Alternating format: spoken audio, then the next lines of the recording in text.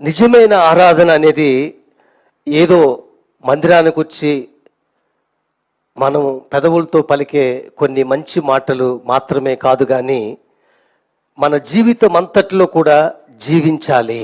జీవించుకుంటా పలికితే ప్రయోజనం లేదు. ఇది మన జీవితముతో ముడిపడి ఉన్నటువంటి విషయము. మన ఆరాధన మాటలతో ఉండి మన జీవితము చేతలతో లేకపోతే అది ఆరాధనే కాదని మనము తప్పకు చెప్పుకోవాలి. ఆరాధన అని అంటే అన్నిటికంటే మిన్నగా దేవుణ్ణి ప్రేమించటం. ఆరాధన అని అంటే అందరికంటే ఎక్కువగా దేవుణ్ణి ప్రేమించటం. ప్రేమిస్తున్నామా దేవుణ్ణి అందరికంటే? జీవిస్తున్నామా పవిత్రమైన జీవితాన్ని? ఇస్తున్నామా ప్రథమ స్థానాన్ని?